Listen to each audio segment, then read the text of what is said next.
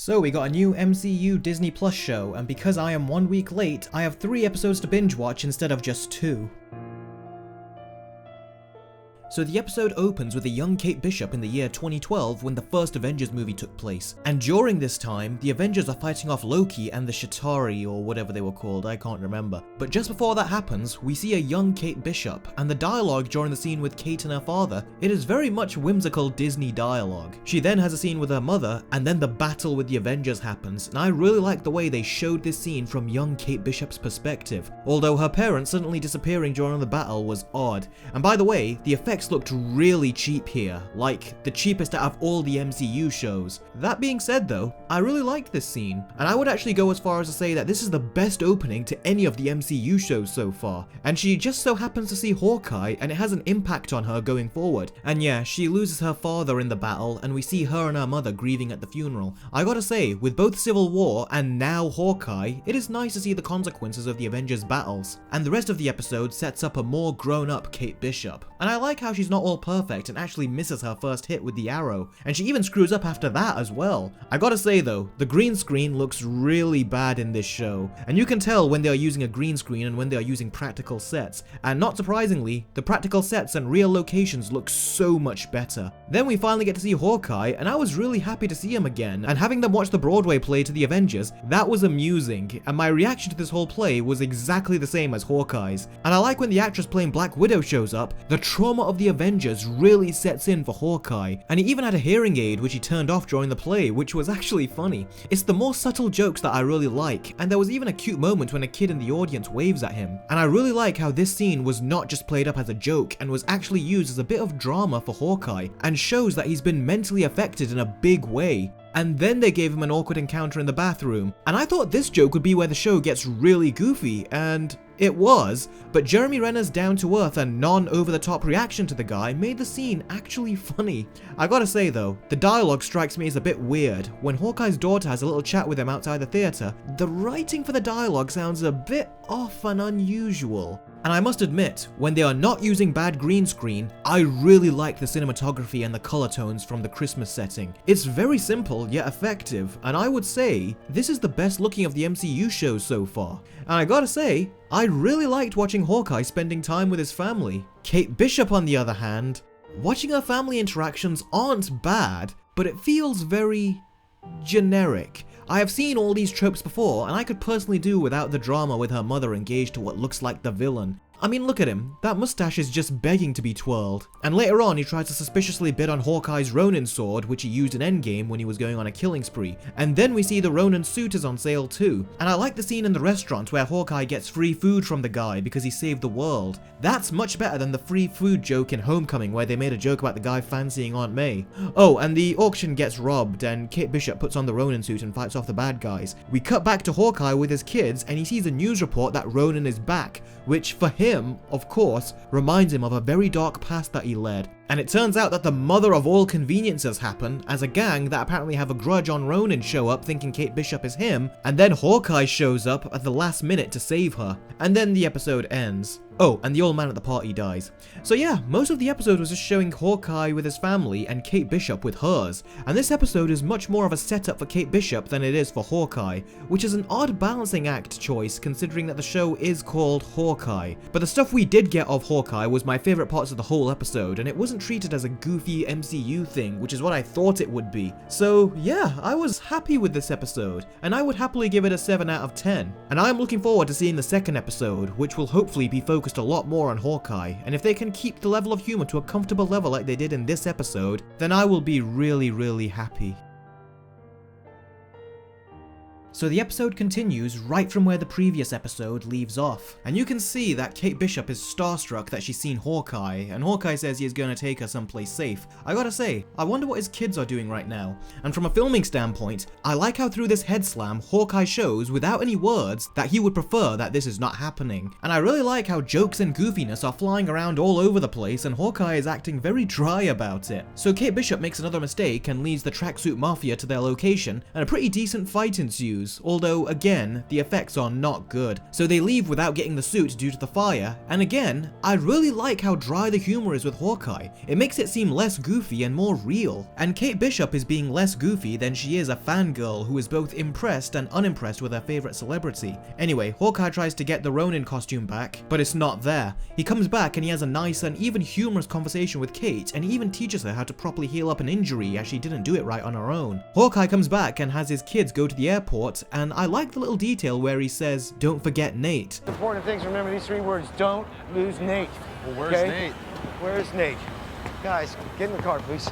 Nate, come on, buddy. If any of you have a youngest brother, that is something that the parents usually say to you when you have to look after your little sibling. And I even care when the kids are disappointed that Clint is not coming back home for Christmas, and his daughter is suspicious that something is wrong because of the injury on his head. And then he goes back to Kate and they find out that she screwed up again and made Ronan seem like even more of a criminal. Again, even a scene where Hawkeye and Kate are walking through the street, it had a lot of nice moments and even another funny joke. And I like how the jokes in this show are not going for the big laughs. Most of them are just jokes that make you smile, and that's enough. And this is the first non-Russo brothers directed movie to make me really enjoy the humor. And Hawkeye drops Kate off to her mother's place and he gives her his number in case of emergencies only, and they both go their separate ways, until we know they are inevitably going to team up again. And then we get another conversation with Kate and her mother and soon-to-be stepfather, and the conversation started out fine when she was being asked where she was, then it got to their family issues, and I can go with it, but it's not the most interesting thing again. Meanwhile, Hawkeye tracks down his suit to this costume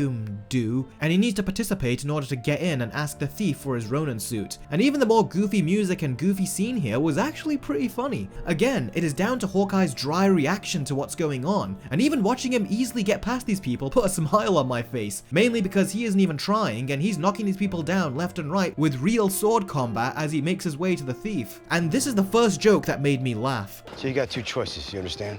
I could take this pretend sword and you pretend to die, and I take that suit.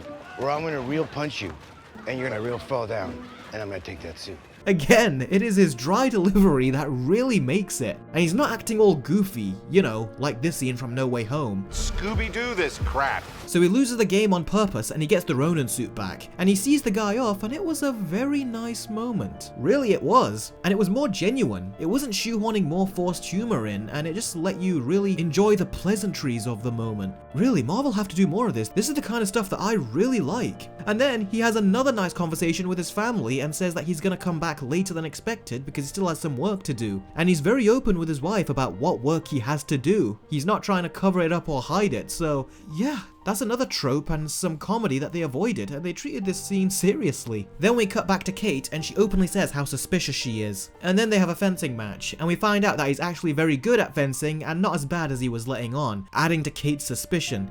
Yeah, this feels very textbook analyst.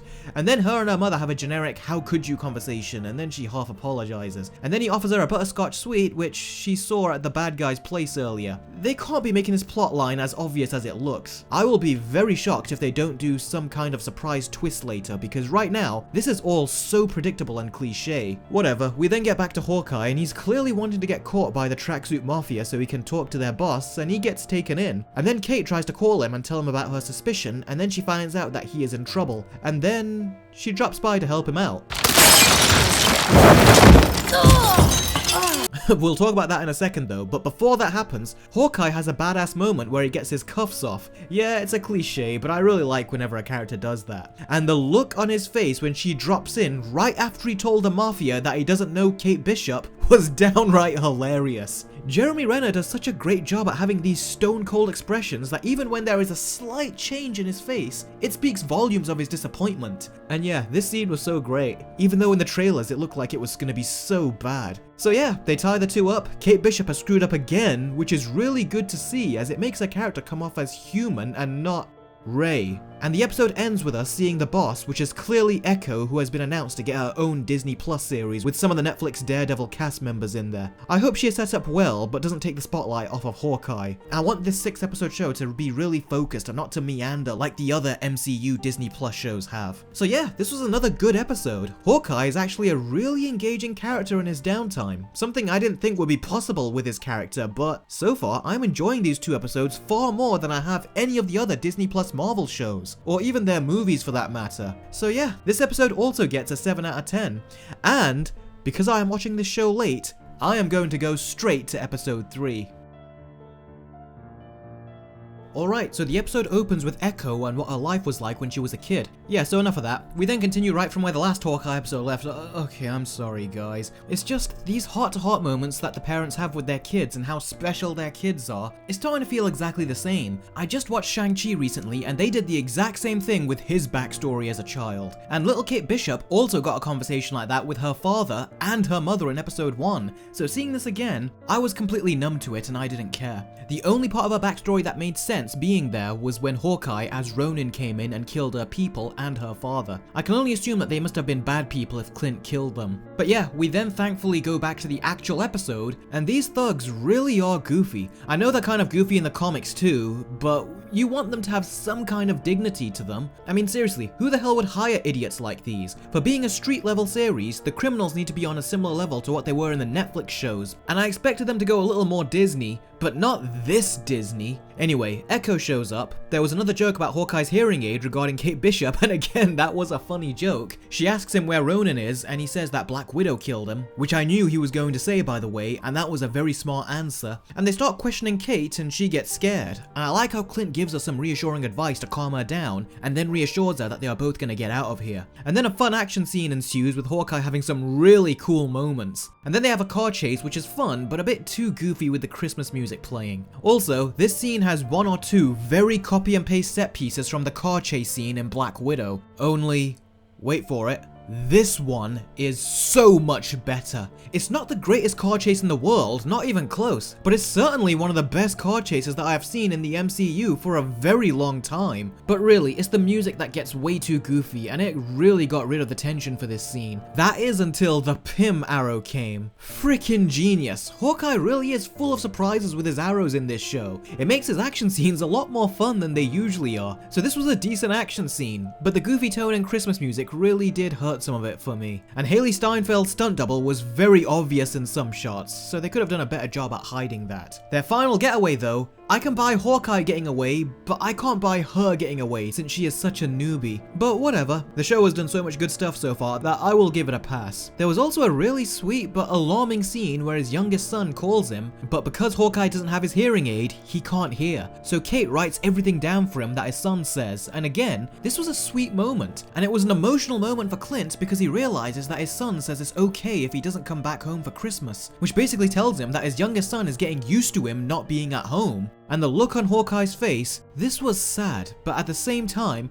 it was another nice moment as both we and Kate see another side of vulnerability to Hawkeye, and it was a very nice bonding moment for us the audience as well as the characters. And there is no dumb Marvel joke to interrupt this moment. I gotta say, I'm really respecting this show for that. Really, that can't be highlighted enough. Well freaking done. Echo is also talking about her uncle, and a lot of people's guess is that her uncle will be the Netflix Kingpin from Daredevil. And all this time, I feared what the MCU would do and how they would turn Kingpin into a joke, but this show has given me some confidence, which I never thought would happen. So I'm still very cautious, but I'm more open to the idea, even though I don't think even this show will be smart enough to show him as the intelligent and scary coordinator that he is in the Netflix series. So Hawkeye gets his hearing aid fixed, and then both he and Kate have a nice talk in a diner, and then they talk about his costume and branding, and she draws him his original costume from the comics, to which his response is, Wow, not happening.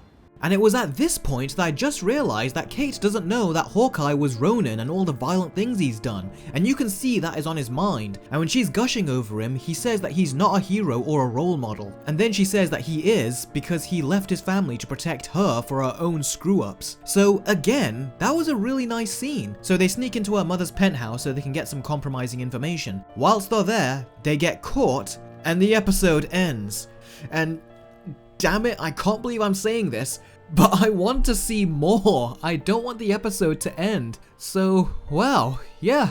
That was 3 episodes of Hawkeye that I binge watched, and I had a really good time. The story and the writing is very simple, and I understand the motivation of the 2 main characters, and the episodes have a lot of sentimental and little emotional moments scattered through the show, and the humor is 95% of the time on point. And the action, which started out as a copy and paste of Black Widow's car chase scene, ended up being the best car chase I've seen in the MCU for a very long time. And the Christmas feeling of the show really does add to not only the atmosphere, but it also gives Hawkeye a motivation to to get back home with his family in time for Christmas. And it even gives him some additional development whenever he promises his family that he will be home soon. So yeah, this was a great episode, and I didn't want it to stop. And it gets a very good 8 out of 10. So yeah, I can't believe I'm saying this, but I am actually kind of bummed that I don't have another episode of Hawkeye to watch right now. And I am also bummed that I have to go back to watching 1 a week as opposed to the 3 in a row that I just saw. So yeah, I think it's become very apparent that this is my favorite of the MCU shows so far. To be honest, I could already tell that this was my favorite of the MCU shows during parts of episode 1, but especially episode 2. And also, it was in episode 3 where I feel like I am also growing to Kate Bishop's character. The two make a surprisingly good team.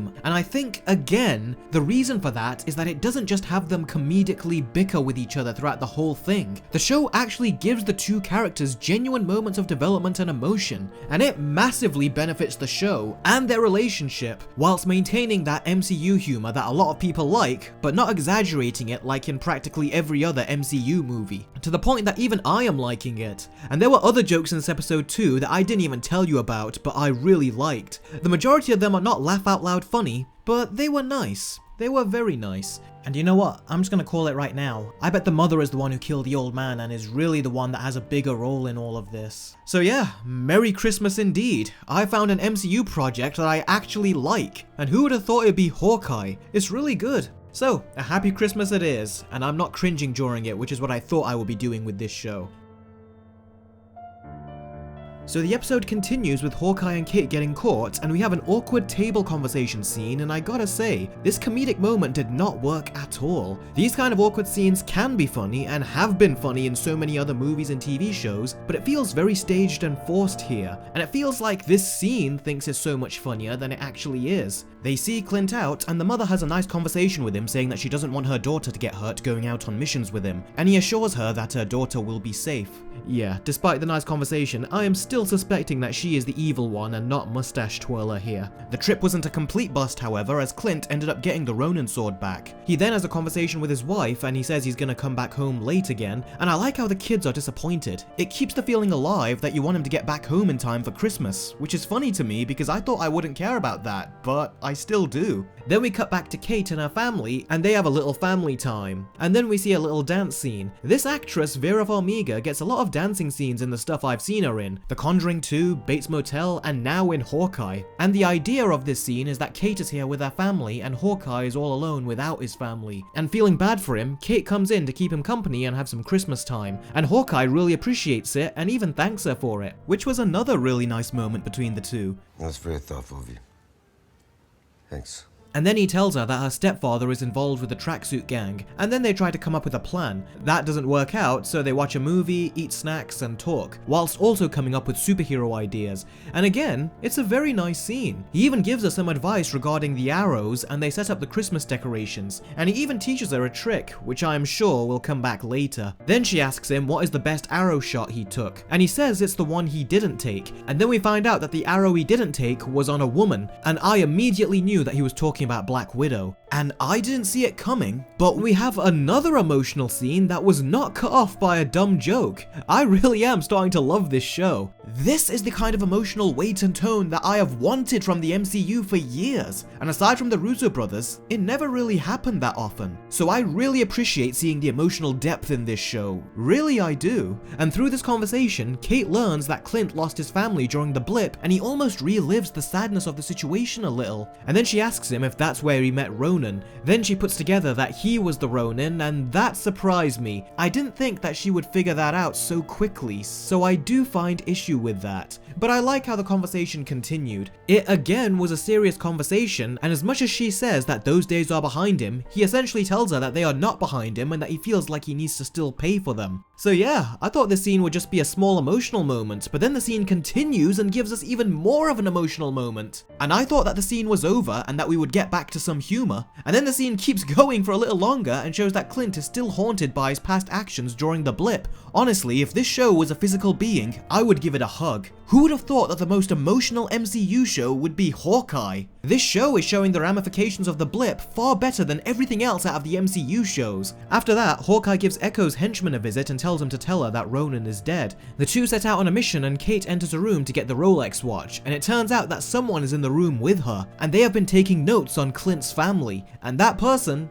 is Maya. She ends up fighting Kate, and then also someone is fighting Clint. He thinks it is also Maya, when really, it's obvious that it's going to be Black Widow's sister, Yelena. So we have another action scene, and I gotta say, this action scene was nothing special. It probably felt the most like a TV show action scene, whereas the rest of the action felt a level above that. The fight ends with Hawkeye taking off Yelena's mask, and it turns out that it is her. Clint finds out that a Black Widow agent was sent after him, and he tells Kate that this has gotten too real too fast, and that the two cannot be partners, and he tells her to go home. I really do like how the stakes went up, and this scene got so serious, and the episode ends, and I gotta say, I was going to say that this episode was really nothing special, but the last 2 minutes of the episode made all the difference, and this episode ended in a dark place, and because I waited 2 weeks, I can go straight to episode 5, and by the way, I loved the music during the credits of this episode. It further illustrates how dangerous things have suddenly become, and it gives you a very nice shift of tone. So yeah, because of that ending, this episode gets a really good 7 out of 10.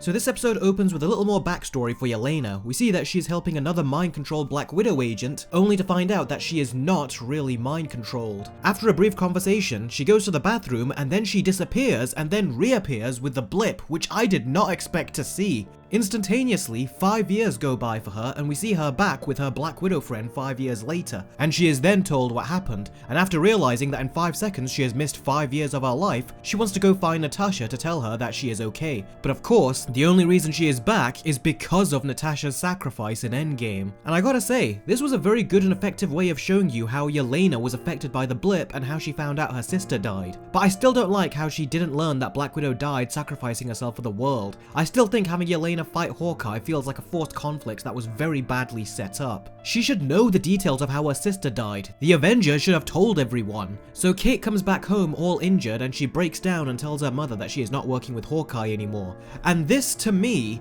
was exactly the same as the scene in Homecoming where Peter comes home and breaks down to his parental figure that his superhero mentor dropped him. Only difference is, this scene in Hawkeye is so much better and more emotional to me. And this conversation Kate has with her mother was really nice. She then tells her mother about how Jack is connected to the Tracksuit Mafia, and her mother agrees to look into it, but most likely, she is the one doing all this stuff and is using her new fiancé as the fall guy. Kate finds the location to Yelena, and Yelena was expecting her to show up and knows exactly who Kate is, and Yelena is being surprisingly quirky, in the MCU kind of way, after she just fought her the night before. Well, I was starving and you took forever, so I wanted to make food. It does feel like Yelena is in her own Disney Marvel comedy, and Kate is in this more serious show and is taking the situation a lot more seriously. Although I do like the joke when she says, "If I wanted to kill you, I would have done it already." If I wanted to kill you, I You would have already. Right as you open the door. Yeah, I probably wouldn't have even had time to shut it. No. I'd have been dead. No. Yeah, okay. That playful joke made me laugh, and so did Yelena's delivery of it. Then she admits that she is here to kill Clint, and the conversation gets more serious on both sides. Yelena talks about his dark past, and Kate tries to defend him. And by the way, what proof does Yelena even have that he killed Natasha, besides the word of this obviously untrustworthy person? Yelena finally asks her where he is, and Kate says that she doesn't know, and then Yelena leaves and warns Kate not to get in her way again. My guess is that she's going to follow Kate and have her lead her to Hawkeye. We then see that Mustache Twirler is being arrested. He is very calm about it and says that he is being framed, which I believe that he is, by his fiancée, because there is no twist or surprise here if he was the villain, and it would be very anticlimactic, so it's obvious that it's gotta be the mother. Meanwhile, Clint takes out his hearing aid and has some words to say to Natasha, and it was another genuinely good emotional scene. He even talks about how he looks back on the moment where she died, and Jeremy Renner's performance here is so good, and he ends the conversation by saying that he is sorry for what he is going to do. I'm assuming that he is going to try and kill her sister, but I don't know what he's apologizing for here, really. Maybe we'll find out. So Clint sends a message to the overly goofy and unfunny tracksuit duo, and then he calls his wife with a serious conversation, and he tells her about everything that is happening, including that Echo knows who his family is and that a Black Widow agent is after him. And he even mentions the big guy who can potentially show up. It's obvious that he's talking about the Kingpin, so they are still building him up. I really hope they do him justice, really I do. And his wife is being very supportive, which is cool. I did not expect that. I expected the same family drama that we have seen so many times, which wouldn't have been a bad thing, but some unexpected stuff like this is nice too. Clint shows up where he told Echo to meet and he takes out her thugs, and he does it with some style. It's like he's going back to his Ronin style, only I doubt he is killing any of them. He takes out all of her people and then shows up in the Ronin costume with the sword, and the two have a decent fight, and he ultimately wins. And then the two have a talk, and he says that her boss wanted her father dead. Her boss, of course, being the Netflix Kingpin. She tries to kill him, and then Kate shows up and protects him. The two have another funny exchange, and then they escape. And Echo has some stuff to think about now, and she's asking questions. We cut back to Kate and Hawkeye, and she tells him that she spoke to the Black Widow that tried to kill him, and that she is Natasha's sister. And Hawkeye immediately knows her name. Elena. Yeah. We then cut to Yelena, who is following Kate's mum. She texts Kate and tells her that she now knows who hired her, and she tells her that it's her mum, with the Kingpin. And Hawkeye pretty much confirms what we've all been thinking this whole time and says, Well, that's the guy I've been worried about this whole time. Kingpin. Then the credits hit, and the intense music that the episode ends on to emphasize the horror of what we just saw is the You're a Mean One, Mr. Grinch song. You're a mean one, Mr. Grinch. So yeah, apart from that bad song choice, this was another good episode, but it definitely feels more like a build-up to the final episode. So this episode is more of a low 7 out of 10, and I was right. The mother is not as innocent as she is let on. It turns out that she is the one that put the hit on Hawkeye, and she is also working with the Kingpin. And I can imagine that this will be very hard for Kate, so this again will further develop her character. So, it's time to watch the final episode of Hawkeye. So the episode opens with a backstory that I am actually glad to see, and that is Kingpin's most recent meeting with Kate's mother. And Kingpin even has his cane with him this time as well, which is taken directly from the comics, and we see the conversation that he has with Kate's mother. And as I expected all this time, she did kill the old man and even framed her fiance, and now she wants to stop working for Kingpin because her daughter is getting too close, and that's where she draws the line. And we find out that the reason she was forced to do all of this is because her husband owed a lot of debt to Kingpin, and after he died, she had to pay it back or else. So I do feel the tragedy for her character in this regard. Then we cut back to Kate and Hawkeye, who have just finished watching their conversation, and both of them, but especially Kate, are surprised by this. And Clint says that Kingpin is not going to take this lightly and that her mother is in danger. I even like how Kate tells Clint to go back home to his family, to which Clint says that Kate is his partner and that her mess is his mess and that he is going to help her. That was another nice and genuine moment between the two, something this show is very good at. We then see Echo meet Kingpin, and she's clearly trying to test him and see if he really did put the hit on her father. And I like how you can see that Fisk is starting to get unstable and emotional, and he puts it together more or less immediately that Echo has turned on him. So the show is doing a very good job at maintaining his intelligence and his serious attitude from the Netflix show, which I am so relieved to see. And I like how the music is more intense when he is on screen. That really helps bring this extra level of unease to his scenes, because you know that they are not going to make him anywhere near as violent in the MCU as he was in the Netflix show. Meanwhile, Clint and Kate make some more trick arrows to get ready for their mission. Kate even tells Clint about when she first saw him when she was a kid and how he inspired her, which was a very nice scene, even if it is a bit generic in its execution. They enter the party looking for Kate's mother. Jack is here already out of prison, and Yelena shows up ready to kill Hawkeye. Kate's mother finally shows up, and Kate immediately takes her away to speak with her. She tells her mother that she knows what she did, and the two have a brief talk before the stepfather shows up. Then Hawkeye gets shot at by Fisk's people and a big fight breaks loose. Kate catches up with Yelena and tries to stop her from killing Clint, and I especially love the joke in the elevator when she tries to switch the elevator and Yelena just whacks her hand away. The humor was funny here, especially when Kate hits Yelena in the face. The joke about her planning to have her costume revealed was kind of lame though, but hey, one lame joke in this episode so far is not bad. Then the two have a fight/chase scene, and I admire their attempt at making this look like one long continuous shot, but it's very obvious when they edit jump cuts here. I also find it kind of endearing that Yelena is deliberately not fighting Kate with all her strength. It shows that despite her warning earlier, she doesn't want to hurt her. So Yelena jumps out the window and she almost got a shot at Clint. Kate quite stupidly jumps down the wire to the ground, and she landed way too hard to come out of that unscathed. She should have ended up with a broken leg, like this. Jack shows up and he even saves Kate, and she apologizes for thinking he was the bad guy. Hawkeye and Echo's thug slash boyfriend or whatever have a fight, and I like how Hawkeye takes out some of the tracksuit mafia with an explosion and even defeats the guy in a really cool way. And then he also jumps out of the window and uses Yelena's wire, but it breaks and he falls into a tree and then has a strange moment with an owl. Now probably the goofiest thing of this entire show is when these guys show up as the backup. And this was too goofy. Helping people out was fine, but doing this was too goofy even for this show, and it was especially bad of the show to do this during the final episode. I do like though how Kate gets Hawkeye out of the tree, although I doubt he would fall down with no injuries to show for it. Then the two have a cool scene where they fire a bunch of arrows, and it was cool, but the slow-mo was not warranted and didn't look as cool as the show thinks it looked. Hawkeye even takes Kate's advice and wears a costume which looks really lame if you ask me. Although I will say that as fun as some of the arrows are, some of them seemed really cartoony. Overall, this action scene was okay, but I gotta say, the entire scene was completely outdone with just this one shot from Hawkeye.